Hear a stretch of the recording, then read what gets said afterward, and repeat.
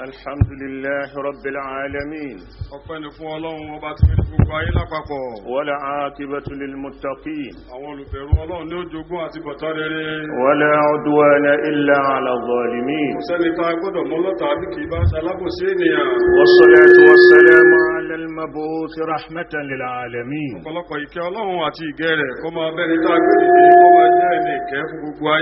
بشيرا ونذيرا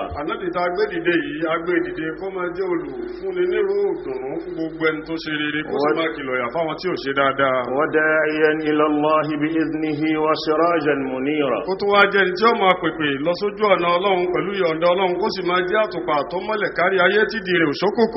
أشهد أن لا إله إلا الله وحده لا شريك له الخالق البارئ المصور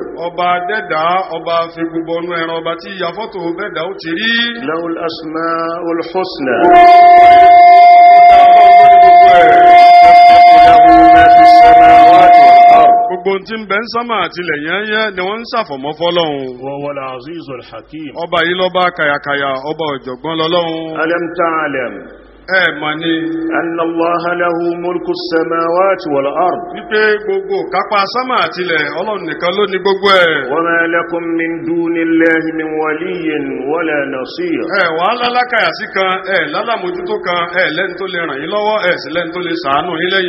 وأشهد أن سيدنا ونبينا محمدا عبد الله ورسوله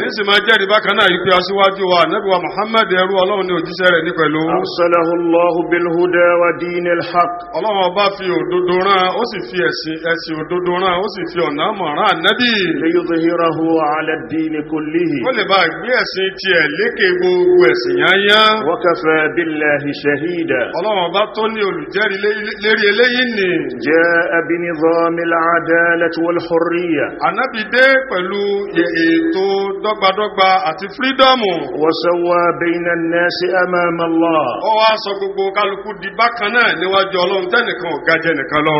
ثم أرسى دعائم التسوية أن الإنسان سواسية كأسنان المشط. Ànábì tó wá fi òpó ìjẹ́dọ́gbadọ́gba ní ìṣedéédé ara ẹni ní pé lẹ́bù kan náà ní gbogbo ènìyàn wà. Ànábì fi òpó ẹ̀rinlẹ̀ pẹ̀lú wípé ó jẹ́ ká mọ̀ ìpé ọmọ ènìyàn àrí bákan náà lárí dọ́gbadọ́gba gẹ́gẹ́ bí ẹnu kóòmù. وحطم بنظامه نظام الطبقات. Ànábì wá fi ètò tiẹ̀ tó gbédè yìí ó fi paná ètò ìpele tí ń bẹ ńlẹ̀ tẹ́lẹ̀ táwọn kan ga fíofío táwọn kan bẹ ńsàlẹ̀. لا فضل لعربي على عجمي. kò sí ọlá kan fún lárúbá kan tó ní lérí ẹni tí èsì lárúbá mọ́ nígbà tá Ànábì ti dé. ولا لأبيض على أسود. èèyàn funfun ò sí lọ́lá kan tó fi ju ẹni èèyàn dúdú lọ. كلكم من آدم. Ànábì jẹ́ ká mọ̀ yí pé gbogbo rẹ̀ ènìyàn pátápátá Ádámà ní bàbá gbogbo wa. وآدم من تراب. Ànábì Ádámà sì ní inú èpè láti dá ìyẹn ní pé gbogbo rẹ̀ ènìyàn inú èpè láti wá. اللهم صل وسلم. ọ̀pọ̀lọpọ̀ ìkẹ́ àti ìgẹ̀ Ọlọ́run bá mi ṣe é fún Ànábì. وبارك على سيدنا محمد. àti orí àjẹjẹ tán rẹ̀ fún Ànábì Muhammad. وعلى آله وصحبه. ìkẹ́ àti ìgẹ̀ àti orí àjẹjẹ tán nìkan máa bá wọn léèrè àtàwọn sàábé rẹ̀. وكل من اهتدى بهديه. àti gbogbo àwọn tó bá fi ìlànà Ànábì tó bá mọ̀nà tó bá gba ojúpọ̀nà tànábì. واستنى بسنته. tó sì lo súnà Ànábì tó fi ìlànà Ànábì ṣiṣẹ́ sí. إلى أن يرث الله الأرض ومن عليها وهو خير الوارثين. títí tọ́lọ́wọ́n bó fi jogún ilẹ̀ àti gbogbo ohun tí ń bẹ ń bẹ Ọlọ́run bá sì lọ́ba tó dáa jù lẹ́ni tí jogún. أما بعد. lẹ́yìn náà. فيقول المولى جل وعلا. ọba àlékè ọlá ọba tó tóbi jùlọ ọba tó ga jùlọ ń sọ nínú ọ̀rọ̀ rẹ̀. في محكم التنزيل. nínú Al-Qur'ani rẹ̀ tó sọ̀kalẹ̀ tó gúnrégé tí ọ̀lábà wọ́n ní. في سورة القصص. Ọlọ́run bá wa sọ̀rọ̀ nínú Suratul Qasas. يقول تعالى. ọba àlékè ọlá ń sọ wípé. طاسين ميم. Ọlọ́run bá ló mọ èrò rẹ̀ lábẹ́ àwọn gbólóhùn mẹ́tẹ̀ẹ̀ta yìí. تلك آيات الكتاب المبين. eléyìí ni ọ̀rọ̀ Ọlọ́run tírà Ọlọ́run tó tóbi àwọn àmì Ọlọ́run bá tó tóbi jùlọ eléyìí ni tírà tó kó gbogbo ẹ̀ sínú. نتلو عليك من نبأ موسى وفرعون بالحق. a bẹ̀rẹ̀ sí kà fún ọ ìró àti gbogbo ìṣẹ̀lẹ̀ tó ṣẹlẹ̀ sí Musa àti Fìràúnà a máa kà fún ọ pẹ̀lú òdodo. لقوم يؤمنون. kí wọn náà ó ó lè bá ká fún àwọn tí ó ti bẹ̀gbọ́ lọ́hùn gbọ́. inna fir'auna 'ala fil ard. dájú Fìràwọ̀nà ga lérí ilẹ̀ àwọn ọlọ́run lájẹ́ ó ga. wa ja'ala ahlaha shi'an. Fìràwọ̀nà wá fún àwọn aráàlú rẹ̀ àwọn ọ̀ràn rẹ̀ ó fọ́n wọn ká yẹlẹyẹlẹ. yastad'af ta'ifatan minhum. tó mú àwọn kan lò lẹ́rú ó sọ àwọn kan dọ̀lẹ nínú wọn. yudhabbihu abna'ahum wa yastahyi nisa'ahum. ń pa wọ́n lọ́mọkùnrin ìwọ́n ń dá àwọn ọmọbìnrin wọn sí. innahu kana minal mufsidin. dájú Fìràwọ̀nà yìí nínú òbílẹ̀ jẹ́ tààrà lọ́wọ́. wa nuridu an namunna 'ala alladhina istud'ifu fil ard. àmọ́ wọ ọlọ́run àwa fẹ́ ṣàánú àwọn tí wọ́n sọ dọ̀lẹ ni. wa naj'alahum a'immatan. a fẹ́ sọ wọn dá síwájú nínú ayé. wa naj'alahum alwarithin. a sì fẹ́ jẹ́ kọjá pé àwọn ni wọ́n jogún lẹ̀. wa numakkin lahumul arda. a fẹ́ fàyè gbà wọ́n lérí ilẹ̀. wa nuri fir'auna wa hamana wa junudahuma minhum ma kanu yahdharun. àwa fẹ́ fi hàn Fìràwọ̀nà àti Hámánà àtàwọn ọmọ ogun wọn èyí tí wọ́n ń sá fún ni a fẹ́ kó padà ṣẹlẹ̀ sí wọn. ibadallah. ẹ̀yẹ rú ọlọ́run. da'awna natadabbaru hadhihi al-ayat. ẹ jẹ́ ká jọ tẹ̀léra wa ká yiri àwọn ọ̀rọ̀ ọlọ́run tá a kà síra wa létí ìwò. wa nata'aqqalaha. ká wá ṣe làákàyè ká rorí sí ká mú ọgbọ́n jáde ń bẹ̀. nakhudha minha 'ibar wa 'idha. ká lè mú àríwòye ká lè mú làákàyè ká lè mú wáàsí ń bẹ̀. nuqisu biha waqi'a hayatina. ká wá tibẹ̀ ká fi wé ní tí ń ṣẹlẹ̀ sáwà náà lọ́wọ́lọ́wọ́ lénìí. wal Qur'anul karim. Al-Qur'ani alápọ̀nlé. yasrudul qisasa la lin-nuzha. Al-Qur'ani a máa pa àwọn ìtàn fún wa kìí ṣe pé kákan fi àwọn ìtàn lè ṣe fàájì ká fi ṣèpápá tẹ̀kọ́ o. bal lil-ibra. Al-Qur'ani fẹ́ ká wòye sí i ká mọ kí ni ìtàn lè ń wí ọgbọ́n òní ń bẹ lábẹ́ rẹ̀. fi hadhihi al-qissa. níbi àwọn ìtàn tí ń mú wá nì. liqawlihi. níbi gbólóhùn rẹ̀ tó sọ yìí pé. yatlu alayka min naba'i Musa wa Fir'auna bil-haqq. a kà fún ọ nínú ìró Fìràwọ̀nà àti Musa pẹ̀lú òdodo. liqawmin yu'minun. kí wọn náà lè kà á fáwọn tí ó ti bẹ̀ gbọ́lọ́hun gbọ́. hadhihi al-qissa. ìtàn yìí. تصور لنا طبيعة البشر.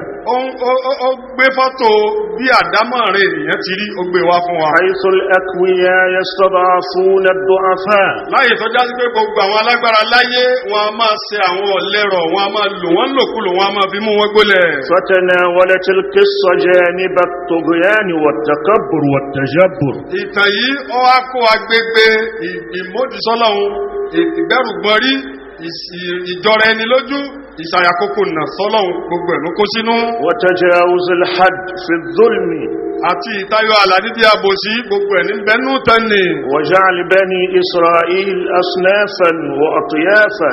àti sísọ àwọn ọmọ Ísírẹ́lì di àwọn ìran kan àti àwọn tí wọ́n kàn máa rìn káàkiri lérí ilẹ̀. طبقات. جعل منهم الطبقات. طائفة منهم يستضعف. àwọn kan nínú wọn wọ́n sọ wọ́n dọ̀lẹ wọ́n wá sọ wọ́n dìpele ìpele àwọn kan ga àwọn kan bẹ nísàlẹ̀. والاضطهاد عليهم.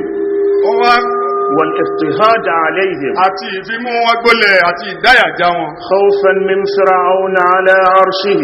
kò sí tó jẹ́ kí Fìràwọ̀nà máa ṣe bẹ́ẹ̀ nítorí pé ń bẹ̀rù kọ́lá tó ń bẹ lérí rẹ̀ lọ́mọ bọ̀ ni. من وجود هذه الطائفة. torí ó rí i pé àwọn ọ̀ràn Bani Israẹli yìí báwọn eléyìí báyìí fìdí múlẹ̀ tí wọ́n báyìí dèèyàn bóyá wọn ni wọ́n gbọ́lá lọ́wọ́. باستبقاء الإناث وتسبيح الذكور.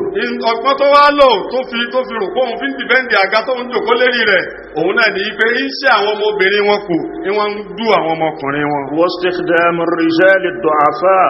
àwọn tó sì jẹ́ àwọn ọkùnrin tí wọ́n lágbára wọ́n mú wọn lò lẹ́rú. قليل العدد والعدة àwọn ọkùnrin wọ̀nyí wọn ò tó nǹkan níye wọn ò tún wá lágbára wọn ò léṣe pa.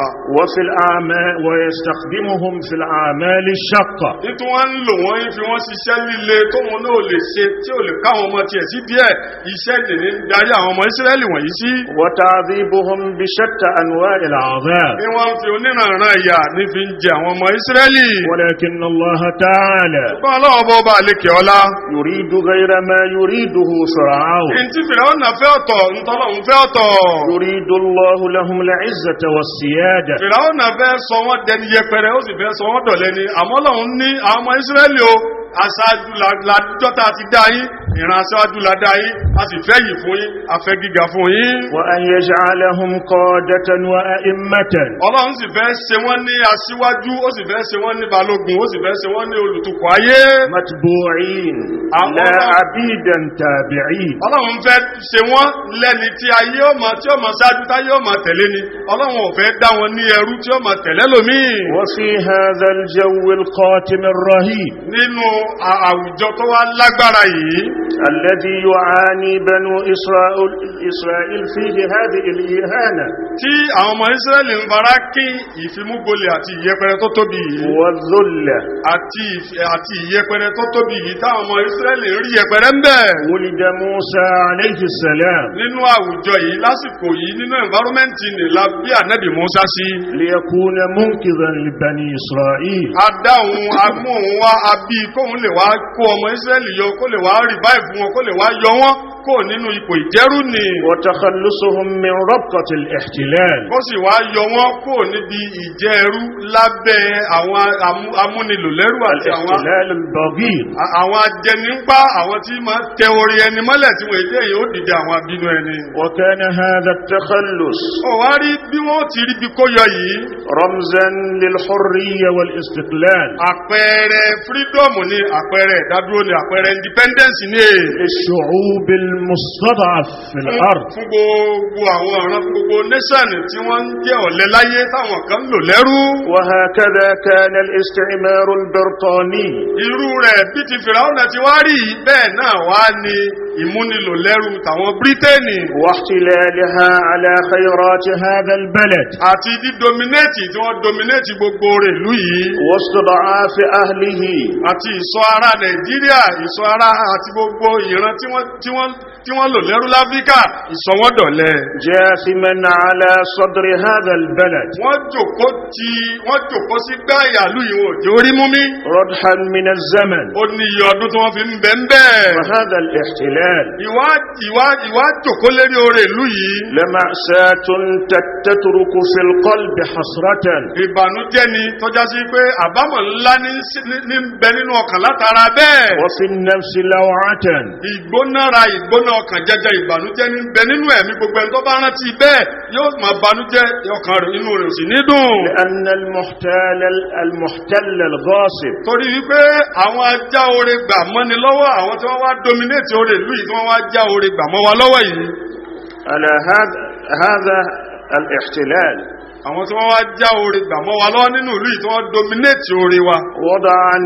وضع نظاما في التربية الأغلال في عنق أبناء هذا البلد. wọ́n gbé ètò education ètò ẹ̀kọ́ kalẹ̀ àmọ́ ètò ẹ̀kọ́ tí wọ́n gbé kalẹ̀ kìí ṣe ètò ẹ̀kọ́ tó dáa ètò ẹ̀kọ́ bí ìgbà tá a kí páńpẹ́ ṣẹ̀kẹ̀ṣẹ̀kẹ̀ bọ gbogbo ọmọ ìlú yìí lọ́rùn ni. ليصعب عليهم أن يصبحوا قادة. ètò ẹ̀kọ́ tó já sí pé kò ní jẹ́ ó rọrùn yóò ṣòro káwọn ọmọ ìlú yìí ó ti bẹ̀ dèèyàn láti tí ó ṣòro fáwọn ọmọ ìlú yìí láti dàṣáájú láyé ni. أو أن يعدوا في الصف الأول من التقدم. àbí ètò ẹ̀kọ́ tí ó ṣòro táwọn tí ò ní jẹ́ káwọn ọmọ ìlú yìí ká lè sí wọn sínú sáfù wájú níbi ìdàgbàsókè nínú ayé ni. ومن الأسف الشديد nínú èyí tó wá bà nínú jẹ́ jù. أن هذا الشعب òun ni pé aráàlú yìí lápapọ̀. رضي أن يبقى تحت القيود. ó tẹ́ wa lọ́rùn ká máa bẹ lábẹ́ ṣẹ̀kẹ̀ṣẹ̀kẹ̀ yìí. وراض بالذل والساكت على الذل. à ń sì yọnu à ń sì dákẹ́ lérí àbòsí tí wọ́n ṣe fún wa yìí. يستحق ما هو فيه. tí bí ìgbà tó já sí pé tí à ń rí yìí ń ta fẹ́ ń ta lẹ́tọ̀ọ́ sí ni. لأنه فقد الإنسانية. kò sí ní tójú orí bẹ́ẹ̀ o nítorí ipa ṣàfẹ́kùn tí jẹ́ ìjẹ́niyàn ní è. ولقد ولدتنا أمهاتنا أحرارا. gbogbo wa tí wọ́n sọ dọ̀lẹ́ tí wọ́n sọ di ẹni tí ò ní lè pàṣẹ tí ò ní lè ṣe bó ṣe fẹ́ yìí àwọn ìyá wa bí wa lọ́mọlúwàbí ni àìṣẹ́rù. ولكننا بالذي مكن للذل من أنفسنا. àmọ́ nítorí pé àwa fúnra wa láfààyè gba àbòsí fúnra wa. لا كرامة لنا ولو نلقي معاذيرا. wá àfààyè gba àbòsí fúnra wa débi wípé àpọ́nlé kankan wá sí fún wa mọ́ kódà bá jàrá burúkú bá fẹ́ mọ́ inú yẹpẹrẹ ní láwà àràpọ́nlé kankan. واليوم lónìí نحتفل بالعيد الوطني à ń ṣe àjọyọ̀ ọdún òmìnira ọdún independence. عيد الاستقلال 61 من استقلال هذا الشعب. ọdún òmìnira ìlú yìí ẹlẹ́ẹ̀kọkànlélọ́gọ́ta rú ẹ̀. وما خيرات هذا البلد وثرواته. pẹ̀lú gbogbo oore tí ìlú yìí wá ní àti gbogbo ọrọ̀ tí ń bẹ nínú ìlú yìí.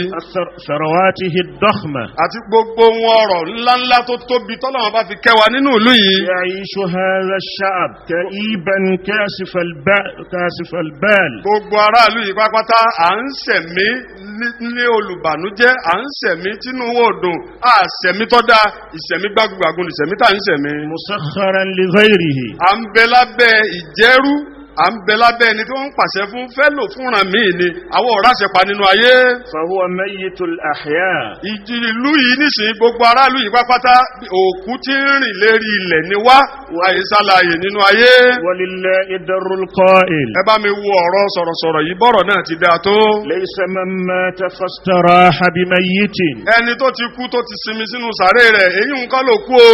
إنما الميت ميت الأحياء. ẹni tí ń bẹ láyé tọ́já pé òkú alààyè òkú ayé ni ó burú jòkú nù sàréè lọ. كيف يرضى هذا الشعب؟ báwo ni aráàlú yìí ṣe lè yọnu?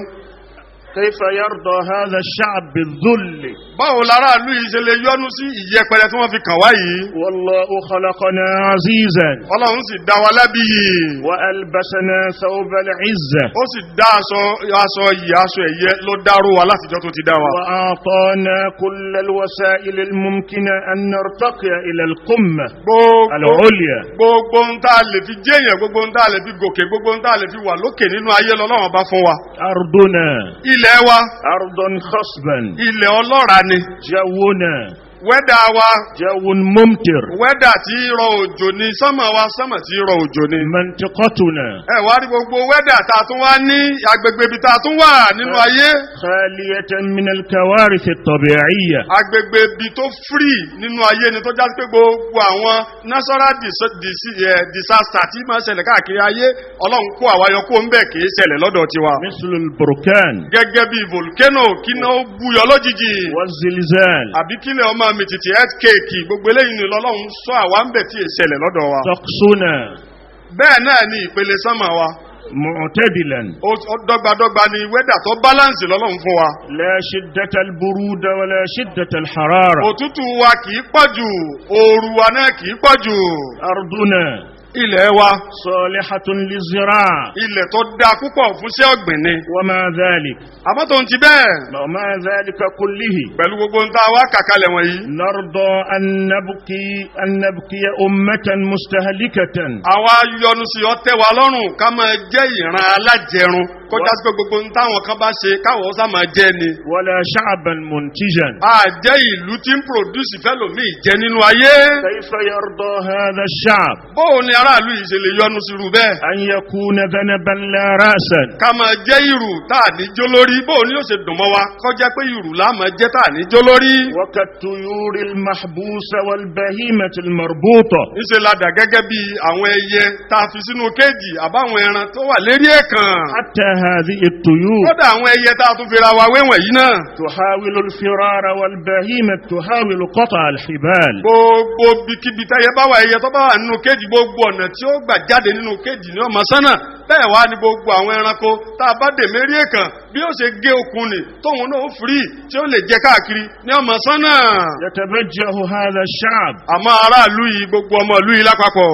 نتبجح بالمثقفين والرجال. a máa ṣe fáàrí pé aláwọn tó lajú aláwọn ènìyàn gidi nínú ìran wa. فأين الرجولة؟ níbo wá níjọkùnrin ọ̀hún bo ní gidi tí ń bẹ lára àwọn ọ̀hún náà. وأين تلك الثقافة؟ ọ̀làjú ọ̀hún dà nísìnyí pẹ̀lú bílù wa ti rí yìí. إذا لم تفدنا لنرتفع إلى أعلى القمة. tí ọ̀làjú wọn àti ìjéèyàn wọn tá a fi ń ṣe fáàrí tí ò gbé wa gòkè kí nàìjíríà ó wà lókè nínú ìran tó wà lókè láyé. ولما خلقت هذه القامة؟ nítorí kí ni wọ́n ṣe dá ẹsẹ̀ tó gùn dáadáa yìí fún wa.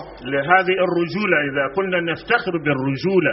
tí ta bá ń ṣe fáàrí ìjọkùnrin kí ni wọ́n ẹsẹ̀ tí ó dúró tẹ́kùnrin ó fi dúró ní kí ni wọ́n ti torí ẹ̀ dá fún wa sí.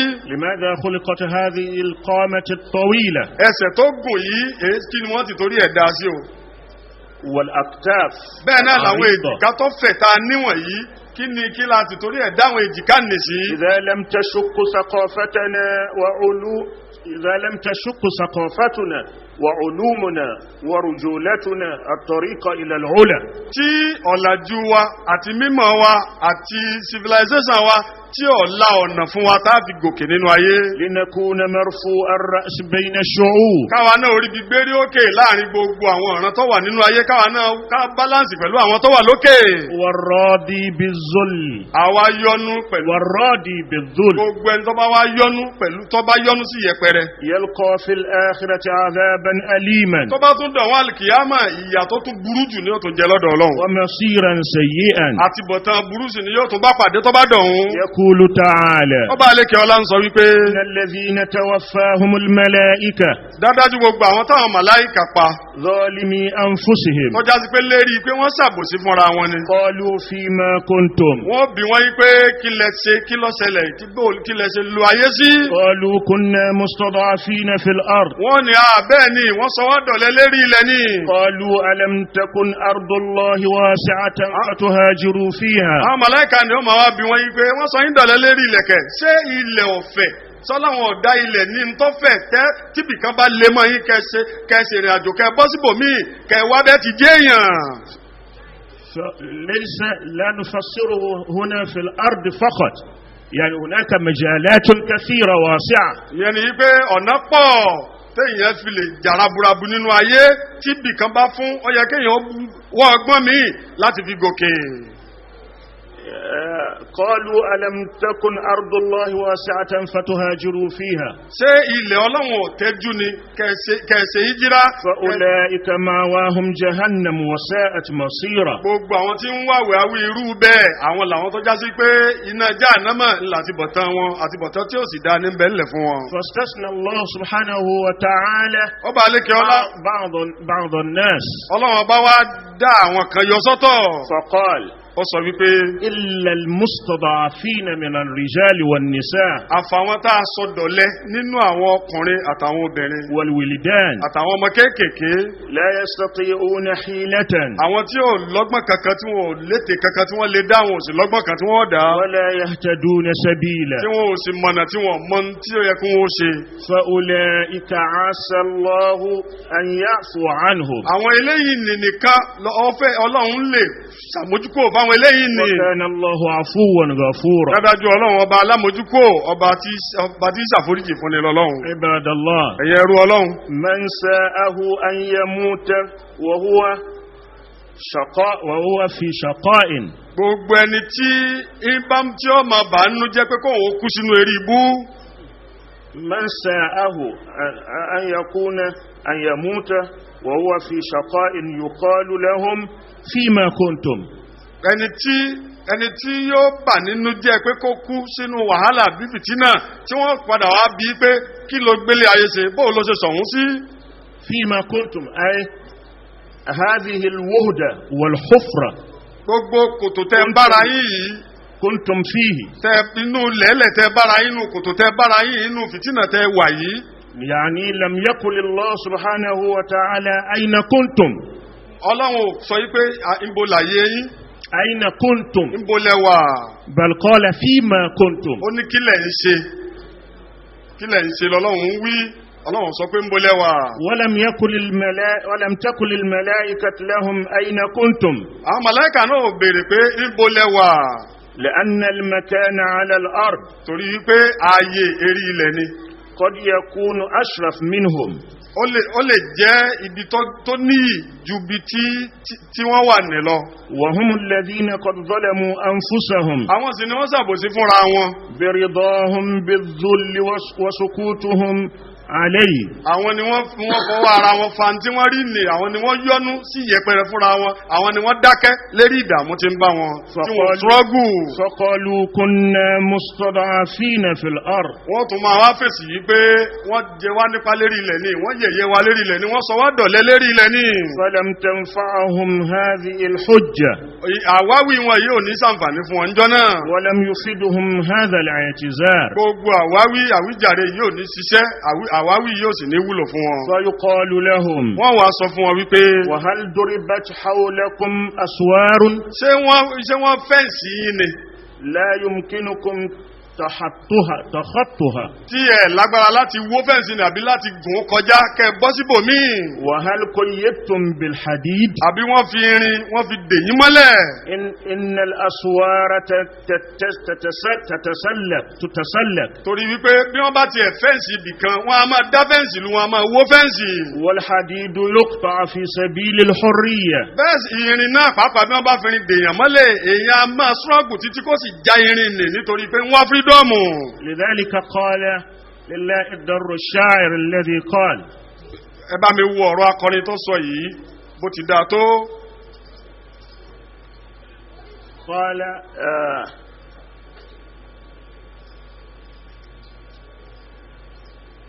إذا الشاب يوما أراد الحياة. tí ìlú kan bá fẹ́ máa ṣẹ̀mí lọ láíláí tó fẹ́ lífù tí wọ́n fẹ́ kú.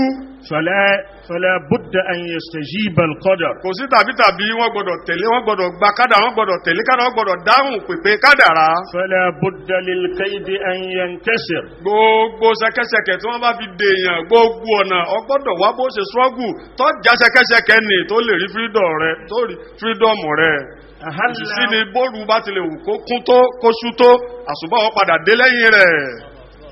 Ibadallah. ẹ̀yẹ ẹrú ọlọ́run. halla wajadta hilatan.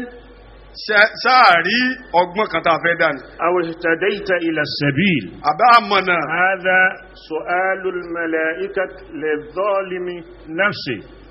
eléyìí ni ìbéèrè táwọn màláíkà wọn máa béèrè lọ́dọ̀ gbogbo àwọn tó ṣàbòsí fúnra wọn pé ṣé ẹ̀rọ̀gbọ́n tẹ́ fi kóra yín yọ kó nínú yẹpẹrẹ lọ́nà tẹ́ fẹ́ tọ̀ tẹ́ fi kó nílẹ̀ẹ́lẹ̀ tẹ́ fi dẹ́ni òkè. fal-hiyalu kathira.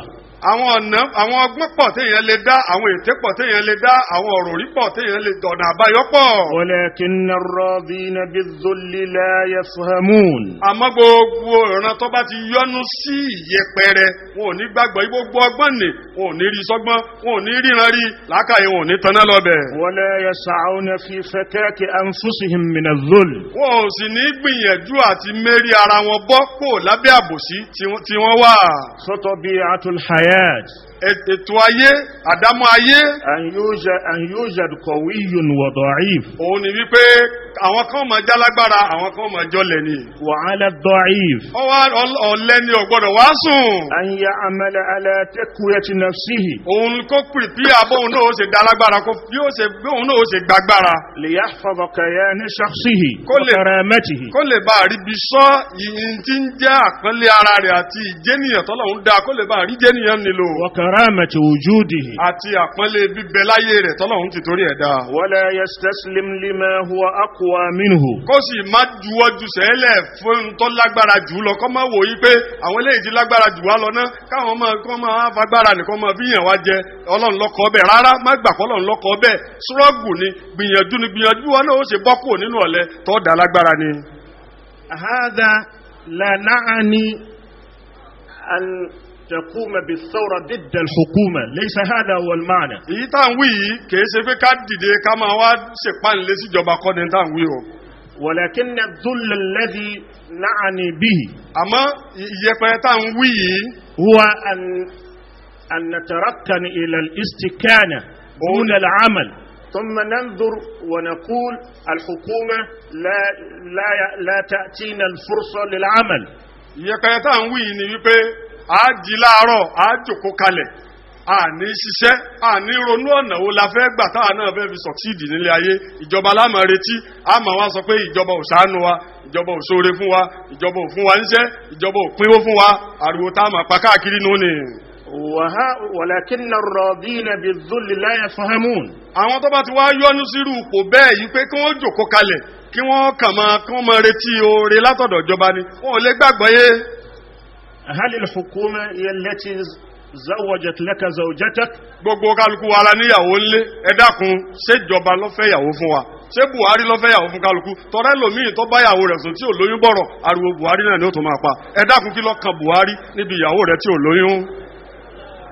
فهؤلاء هم الذين رادوا بالاستكانة والذل والهوان. gbogbo àwọn tí máa ń ṣerú àwáwí bẹ́ẹ̀ làwọn tó yọ́nú sí ipò ìjọ́lẹ̀ ipò ìyẹpẹrẹ náà ni. ولا يسعون في كفاف أنفسهم من الذل. wọn wá gbìyànjú àti struggle kí wọ́n bọ́ kó lábẹ́ àbòsí kó nípò àbòsí ní káwọn náà ṣiṣẹ́ kí wọ́n fi rí tajé ṣe nínú ayé wọn. ولا يستسلم لما هو أقوى. wọn ẹni gbogbo kálukú ò sì gbọdọ̀ juwọ́jú sẹ́lẹ̀ fún tó lágbára jù lọ kọ́ wá ròyìn pé kéyìí tó lágbára jù lọ nìkan máa lágbára lọ bẹ́ẹ̀ kóun wá wà nípò ọ̀lẹ ìwọ náà ṣọ́ọ̀gù bó ti bọ́ sípò alágbára ni. فإن الله لم يضرب الذل على شخص. torí pé ọlọ́run ọkọ ìyẹpẹrẹ mọ́ ẹnì kankan gbogbo ẹni ọlọ́run dá abì lọ́lọ́run dá wa kò dá wa lórí ìyẹpẹrẹ ọmọlúwàbí lọ́lọ́run dá wa kò dá wa lẹ́rú. لم يرضى الله له أن يعيش معيشة الذل. ọlọ́run ò fẹ́ ká ìṣẹ̀mí ìyẹpẹrẹ. ولكن أراده الله أن يكون عزيزا. ọlọ́run fẹ́ ká abì lọ́lọ́run fẹ́ ká jẹ́. لذلك قال الرسول صلى الله عليه وسلم. nítorí ẹ̀ lòjíṣẹ́ ọlọ́run ànábì Muhammad ìkẹ́ ọlọ́run kó máa bá ànábì fi sọ yìí pé. إن الله تعالى يحب المؤمن القوي. dájú ọlọ́run ọba lékè ọlá ó fẹ́ràn mùmínì tó jẹ́ alágbára. بل مكنه الله سبحانه وتعالى من الاستعداد بنفسه. ọlọ́run ọba àlékè ọlá fún kálukú láǹfààní kó lè prepare fúnra rẹ̀ kó lè palẹ̀mọ́ fún ìgbésí ayé rẹ̀ kí kálukú lè dáyé rẹ̀ gbé fúnra rẹ̀. والاحتفاظ بعزته. kí kálukú ó sì lè mójútó iyì rẹ̀ àtàpọ́nlé rẹ̀. ويوم القيامة. tó bá dijọ́ gbẹ̀dẹ̀ àlùkìyámà. لا ينفعه اعتذار. àwáwí kan kò ní ṣàǹfààní fún ìyẹn gbogbo ẹni tí ò ṣúrọ́gù kọ́ dàbí láyé tí ò ṣúrọ́gù kọ́ wà lókè láyé tó bá dijọ́ gbẹ̀dẹ̀ àlùkìyámà àwáwí kan kò lè wúlò mọ́ o. يقول المستضعفون. gbogbo àwọn tí a mú lọ́ọ̀ni gbogbo àwọn tá a sọ dọ̀lẹ́ nínú ayé àbáwọn tí tó wà nípò ọ̀lẹ nínú ayé wọ́n máa sọ yìí pé ربنا. wọ́n máa ní ọlọ́run wá o. هؤلاء أضلونا. àwọn wọ̀nyí ni wọ́n sì wá lọ́nà. فآتيهم عذابا ضعفا من النار. àdìpẹ̀lẹ́ ìyà ni kò bá wa fún wọn nínú náà. قال. wọ́n máa tún sọ ọlọ́run wọ́n máa dá wọn lóhùn. لكل ضعف. ọlọ́run ó ní àtàwọn àtẹ̀yìn náà làdìpẹ̀lẹ́ ìyà ń bẹ fún. ولكن لا تعلمون. àmọ́ ẹ tí ì mọ̀ ń tẹ́ kò ẹ tí ì mọ̀ ń tẹ́ wà. عباد الله. ẹ̀yẹ ẹrú ọlọ́run. ما رأينا أمة أو شعبا. àti àríjọ kan a sì rí ìlú kan. أخذ بأسباب العزة. tó palẹ̀mọ́ tó tọ̀ ọ̀nà bí ó ti dàbí yìí nínú ayé.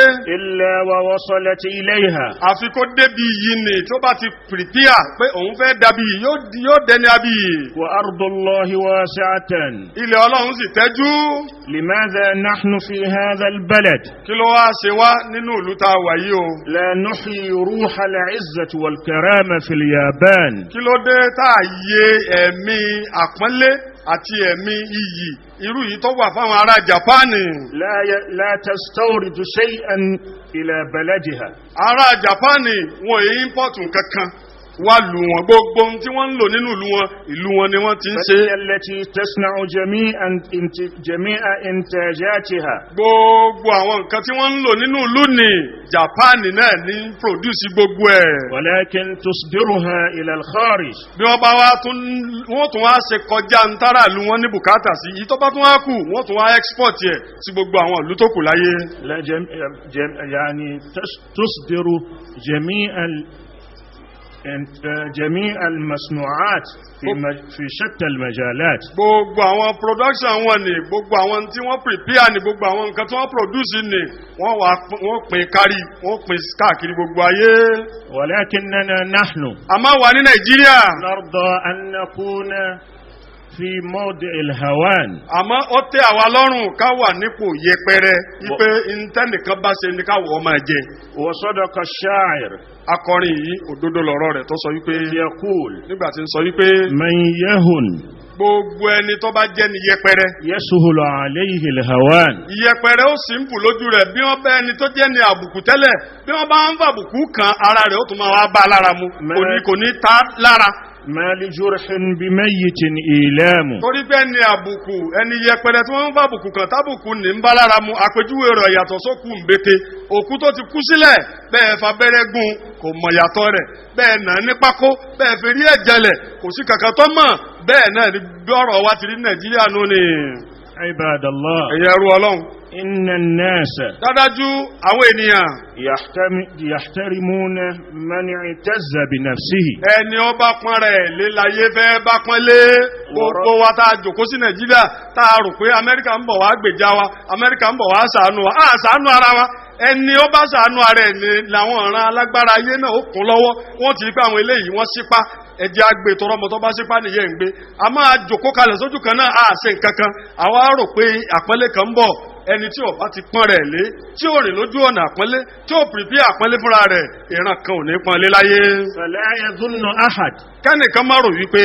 أن الأمم المتحدة wípé United Nations يأتي ليدفع عن المنفصلين. yóò wá gbèjà àwọn tí wọ́n bá láwọn ń ya lọ́tọ̀ gbogbo ẹni tó láwọn ń lọ lọ́tọ̀ àwọn ń lọ lọ́tọ̀ tí ó ti wá fọkànbalẹ̀ pé United Nations ni yóò wá ràn wọ́n lọ́wọ́ ọ̀ ń tara rẹ ni o ọ̀ ń yọ òònù ni o. أفلا ينظرون إلى الوراء. wẹ̀yìn wo ni èèkẹ́ ti wo àwọn tí ń ṣẹlẹ̀ bọ̀ nínú ayé. هل الأمم المتحدة أنقذت العراق؟ Iraq nu ẹwọjọ́ tí Iraq ti kó sínú fìtínà ṣé United Nations lóhùn ríran rí wọn ṣé wọn yọ wọn kó ń bẹ́ẹ̀. أنقذت الأمم المتحدة جمهورية ليبيا.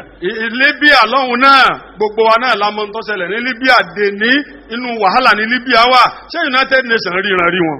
هل المنفصلين في السودان. gbogbo àwọn tí wọ́n láwọn fẹ́ lọ lọ́tọ̀ ní Sudan tí wọ́n ya.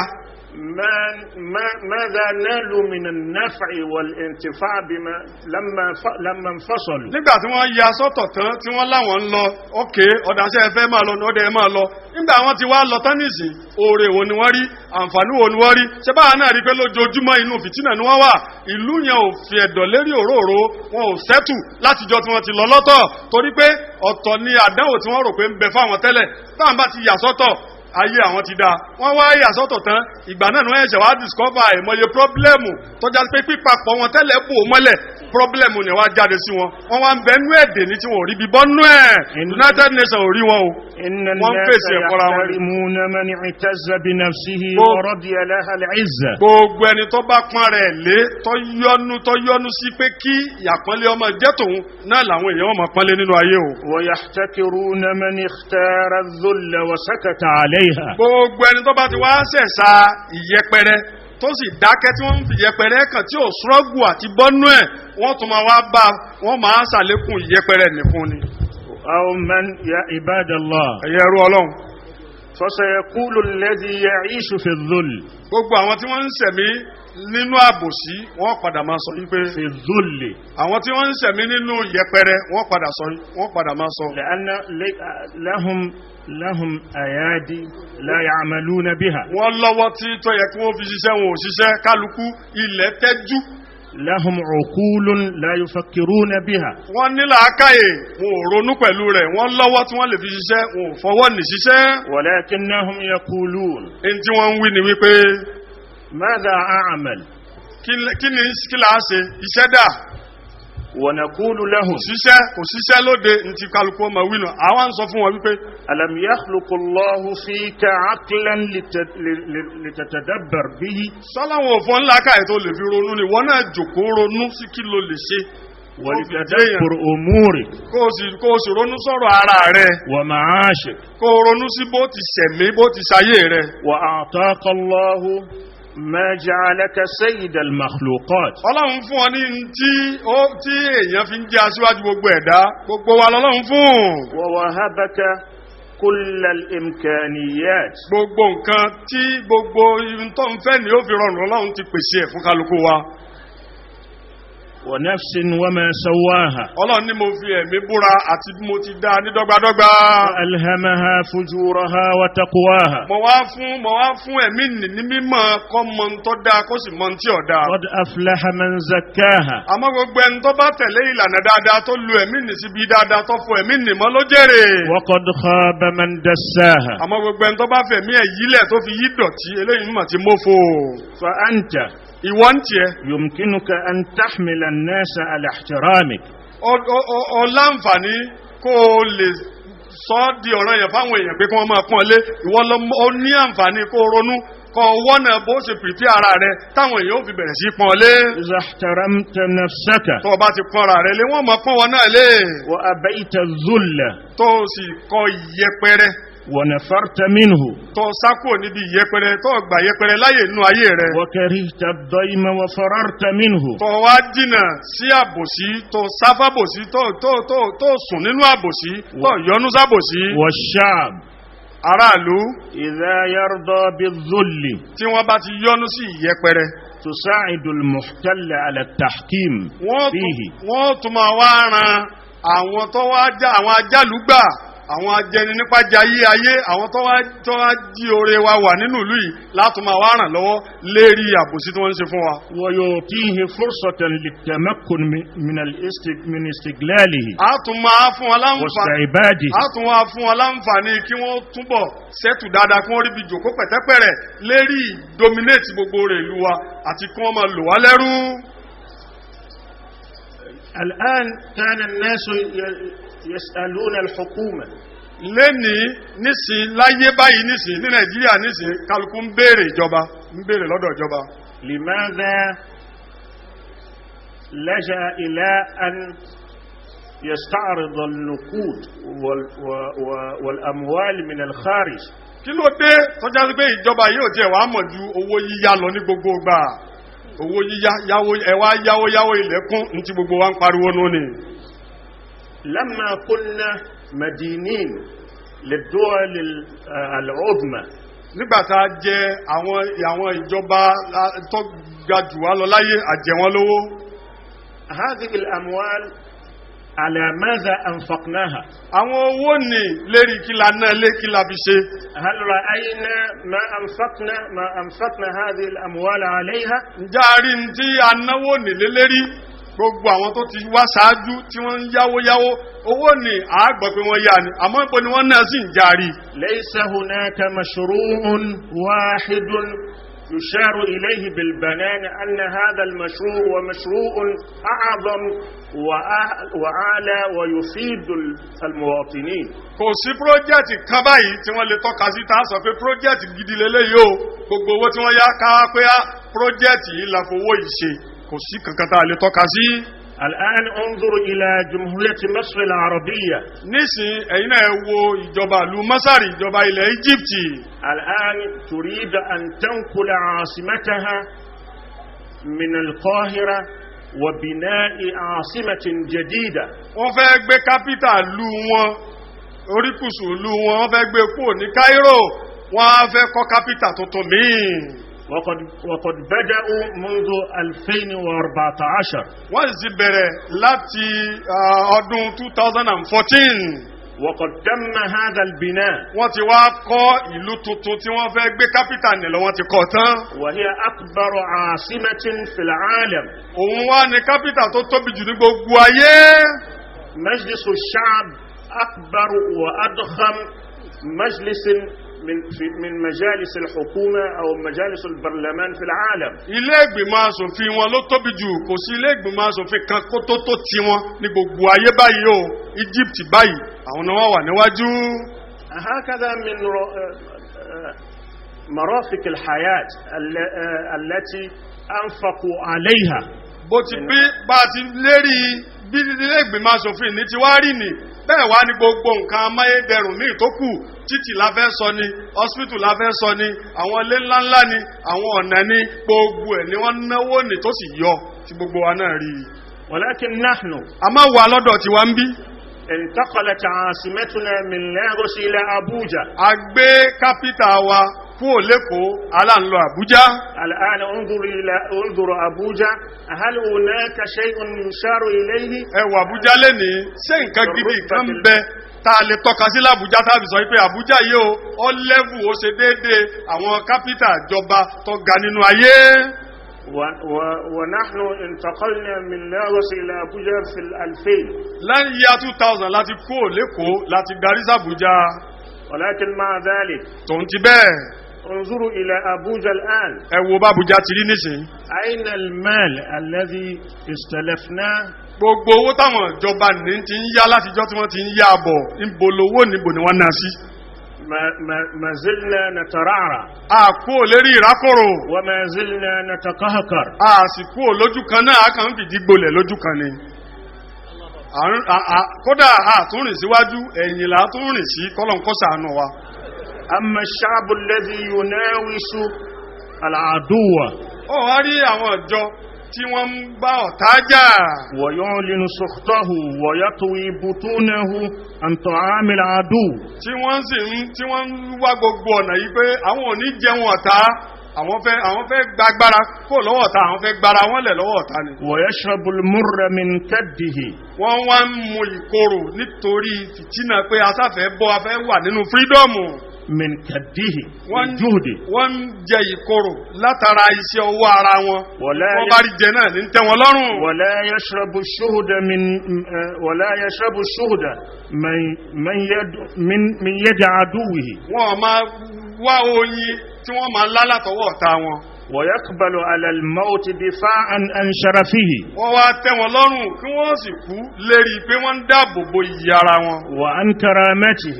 àti ìdáàbòbò àpọ́nlé wọn. فمثل هذا الشعب. àpèjúwe irú ìlú bẹ́ẹ̀. فإن الله ينصره. ọlọ́run ó ràn irú bẹ́ẹ̀ lọ́wọ́. ìjọ tó bá dúró bẹ́ẹ̀, ìlú tó bá dúró bẹ́ẹ̀, aráàlú tó bá dúró bẹ́ẹ̀, ọlọ́run ó ràn sí, ọlọ́run ó gbé lékè. ويلبسه ثياب العز. yóò sì dá aṣọ àpọ́nlé àtàṣọ yìí ó dàrú. وأما الذين يرضون بالذل فرارا من الموت. àmọ́ àwọn tí wọ́n yọ́nú sí pé kí wọ́n sá máa wà nínú yẹpẹrẹ nítorí pé wọn ò fẹ́ kú. وهم ألوف. tí wọ́n sì jẹ́ ẹgbẹgbẹ̀rún ni wọ́n. بل ملايين. kódà mílíọ̀nsì ni wọ́n. فإن الله يضرب عليهم الذل والمسكنة. ọlọ́run ó tún wá da ọlọ́run ọ̀rọ̀ jo yẹ̀yẹ́ òjò yẹpẹrẹ àtòjò sí ọlọ́run ó tún wá rọ̀ lé wọn lérí. سنين وأياما وشهورا. wọ́n máa bẹ́ńbẹ̀ láìmọye ọdún, wọ́n máa bẹ́ńbẹ̀ láìmọye oṣù, wọ́n máa bẹ́ńbẹ̀ láìmọye ọjọ́ tí ò ló ń kà.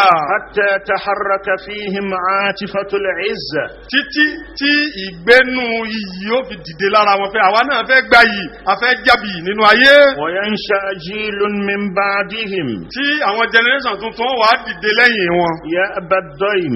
táwọn kọ àbòsí yẹn pé àbòsí yìí tó àfẹ́ mọ́. ويحاول الاستقلال والسيادة. tí wọ́n sì struggle láti wà nínú òmìnira, tí wọ́n struggle àti bọ́ síwájú káwọn náà já síwájú nínú ayé. إن الله يأذن لهم بالحياة. ọlọ́run wọn wàá yọ̀ǹda fún wọn ńgbà náà pé ẹ̀yin ẹ máa wá sẹ̀mí, ṣé ẹ ti gbìyànjú ẹ máa wá sẹ̀mí ńgbà náà. تعالوا معي واقرأوا هذه الآية. ẹ tẹ̀lé mi ká lọ, ẹ bá mi ka àyà tí mo fẹ́ kà yìí. ألم تر إلى الذين خرجوا من ديارهم وهم ألوف. ọlọ́run ní orí ni àbó orí àwọn tí wọ́n jáde ńlé wọn tó jáde pé ẹgbẹẹgbẹ̀rún ni wọ́n. حذر الموت. wọ́n ń sá fún ikú.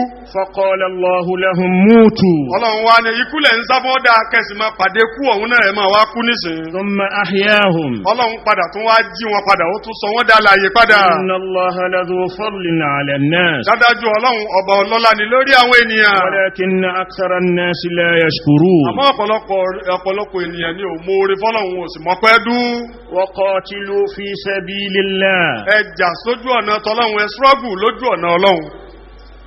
واعلموا أن الله سميع عليم. ẹ wá mọ̀mọ̀ dájú wípé ọba tí ń gbọ́rọ̀ bẹ́ẹ̀ bá ń ṣàdúrà ń gbàdúrà yín, onímọ̀ sí ni ọmọ ń tọ́kàn lọ́rọ̀ yín. فهؤلاء àwọn wọ̀nyí هربوا wọ́n sá.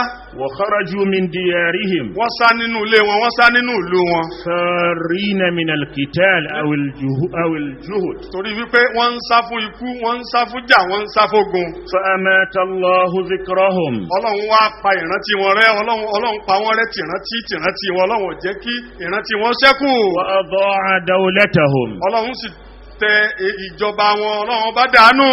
فلما تيقظوا ثانيا àmọ́ nígbà tí wọ́n padà wá jí lẹ́lẹ́kejì. أحياهم الله بالعزة والسيادة Ọlọ́run wá yè wọ́n pẹ̀lú iyì àti ìjásíwájú. حيث عملوا على استقلال الذات على الاستقلال الذاتي nígbà tí wọ́n wá ń ṣiṣẹ́ takuntakun lérí báwọn náà ó ṣe lè dádúró fúnra wọn. فأخذ الله بأيديهم Ọlọ́run wá gba ọwọ́ wọn, Ọlọ́run bá dì wọ́n lọ́wọ́ mú, Ọlọ́run ràn wọ́n lọ́wọ́. وقال تعالى ọba àlékè ọlá wa ń sọ wípé إنما يستجيب الذين يسمعون والموتى ó wá rí àwọn tí wọ́n máa dáhùn pèpè làwọn tí wọ́n ń gbọ́rọ̀, àwọn tá a pè tí wọ́n létí ìgbọ́ ni wọ́n máa dáhùn pèpè. àmọ́ àwọn òkú والموتى يبعثهم الله kò sẹ́nìkan tó lè pè wọ́n tí wọ́n lè dáhùn, Ọlọ́run nìkan ló lè jí àwọn eléyìí ni. ثم إليه يرجعون ọ̀dọ̀ Ọlọ́run ni wọ́n padà sí o.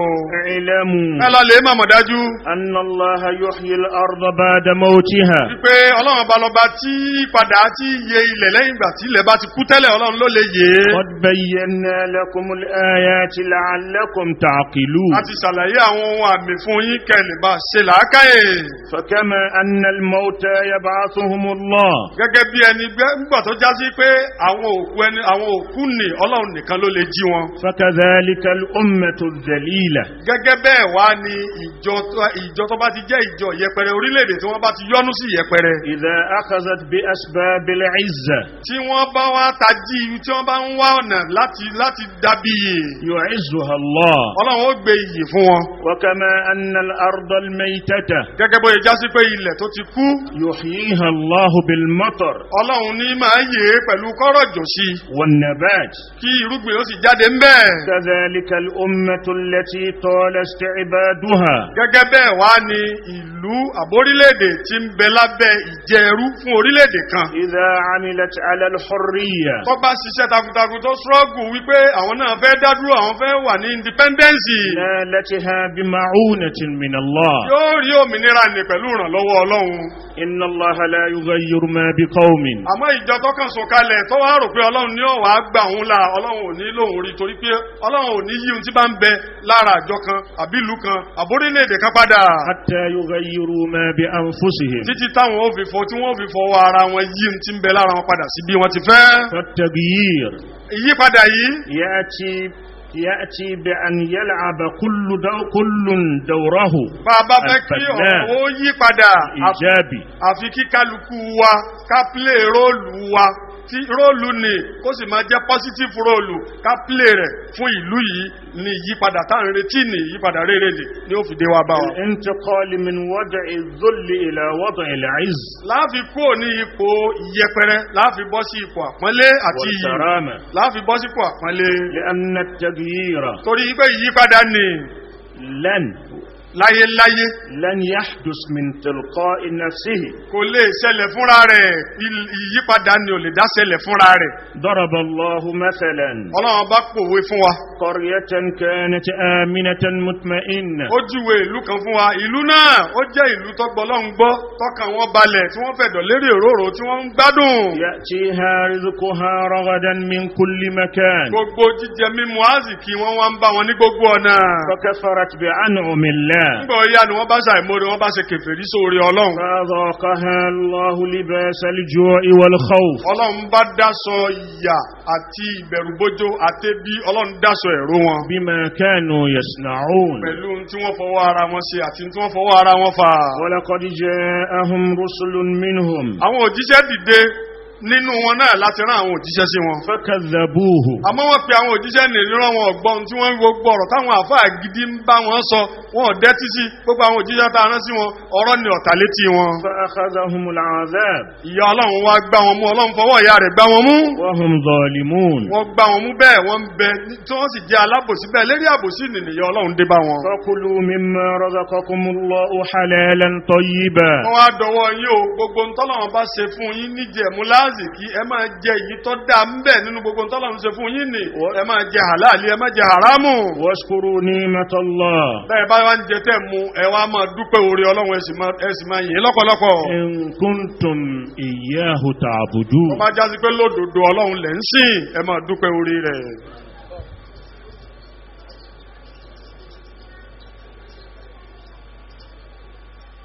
Alhamdulillah. Ọpẹ́ ni fún Ọlọ́run. Salatu wassalamu ala ashraf rusulillah. Ọ̀pọ̀lọpọ̀ ìkẹ́ àti ìyẹ́ kó máa bẹ́ni tí fi gba ìdùnnú àwọn tá a ránṣẹ́. Muhammad bin Abdullah. Aṣíwájú wa Nábì wa Muhammad ọmọ Abdullah. La ilaha illallah wahdahu la sharika lahu. Ashhadu anna sayyidana wa nabiyana Muhammad ẹrú Ọlọ́run ni òjíṣẹ́ rẹ̀ nípa Allahumma salli wa sallim. Ọlọ́run bá mi sọ̀pọ̀lọpọ̀ kí àti barik alayhi. àtòrí àjẹjẹta rẹ̀ bá ní Muhammad àwọn aráalé rẹ̀ àtàwọn sàábé rẹ̀. ومن دعا gbogbo àwọn tó fi pépé rẹ̀ pépé إلى يوم الدين. ọjọ́ ẹ̀san. أما بعد lẹ́yìn náà إن الله يأمر بالعدل والإحسان وإيتاء ذي القربى وينهى عن الفحشاء والمنكر والبغي يعظكم má bá wọn ṣe má dìtẹ̀ má ṣe tẹ̀m̀bẹ̀lẹ̀ kọ́ Ọlọ́run kìlọ̀ fún wa. لعلكم تذكرون. ká lè máa rántí ní gbogbo ìgbà.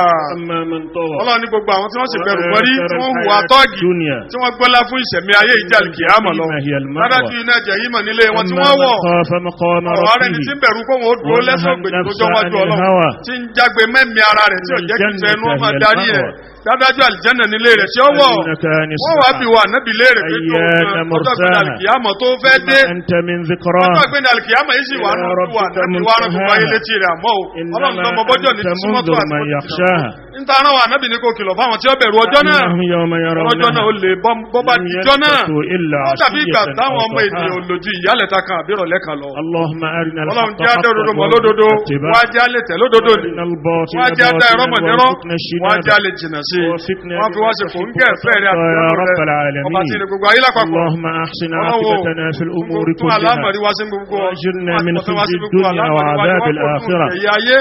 Ọlọ́run gbé wa gamá rẹ̀ wá lẹ̀ dáàbòbò wa má tì wá gbọ̀ngbọ̀n sínú ewu fún wa lóore wa má sóore wa léèwọ̀ fún wa fún wa lóore wa lé wa kún lóore má tì wá kún lóore sípayá àbànújẹ́ wa gbogbo tí wà lọ́kàn Ọlọ́run bá wa sípayá rẹ̀ bá sọ́dẹ̀ ọba tí ní gbogbo ayé lápapọ̀ Ọlọ́run láyé tá wà yìí má ṣe ẹ̀ṣẹ̀ kankù àbí kò fèrè ẹ̀jì wa má ṣe ìbànújẹ́ kankù àbí kò sípayá rẹ̀ má ṣe gbèsè kankù kò bá wa sán má ṣe aláàrẹ̀ kankù kò bá wò sán má fi arìnrìn àjò kálẹ̀ ọjọ́ darídé má ṣe ẹni àtàkùsí bùkátà ránṣẹ́ má wà falábòsí kan ní àbíkọ́ bá fọ́gun rẹ̀ má wà ṣẹ́ bùkátà kan kúnnú bùkátà táàfin ráyé wa sí àtìyàmà táàfin rẹ̀ ṣe táàtú Ọlọ́run fi yọ́nú sí wa àbíkọ́ bá bí i rẹ̀ kò sí àṣẹ́rọ̀ ìwọ́n bá kẹ́nikẹ́ni lọ ọba tí èrè gbogbo ayé lápapọ̀ òwe lẹ́yìn òfin wá forí fúnra mi àtẹ̀yìn náà ẹgbẹ́rún dúró.